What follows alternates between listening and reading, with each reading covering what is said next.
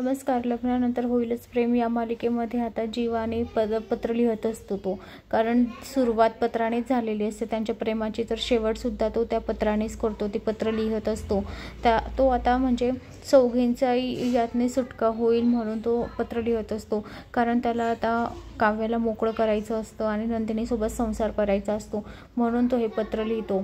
तर आता इकडे विचार करून करून तो पत्र लिहित असतो. इकडे नंदिनी झोपलेली असते तेव्हा आता अचानक जीवाला आता कोणीतरी हाक मारतं, तर जीवा आता त्या ठिकाणी बाहेर जातो. तर ते पत्र आणि पेन पॅड सगळं तिथेच ठेवून निघून जातो. त्याला माहीत नसतं की हे पत्र आता नंदिनीसुद्धा वाचू शकेल. तर तो बाहेर गेल्यावर त्या ठिकाणी नंदिनी येते. ती बघते तर काय त्या ठिकाणी पत्र ठेवलेलं असतं. ते पत्र उचलते आणि वाचत असते नेमकं त्याच्यात काय लिहिलेलं आहे काय नाही. नंदिनीला आता जीवाचं आणि काव्याचं खरं सत्य त्या पत्राद्वारे समजणार आहे. तर नंदिनी परत काय निर्णय घेते आणि जीवाला समजू शकेल का आता की नंदिनीने हे पत्र वाचलेलं आहे, हे आपल्याला येणाऱ्या पुढील भागात पाहायला मिळेल.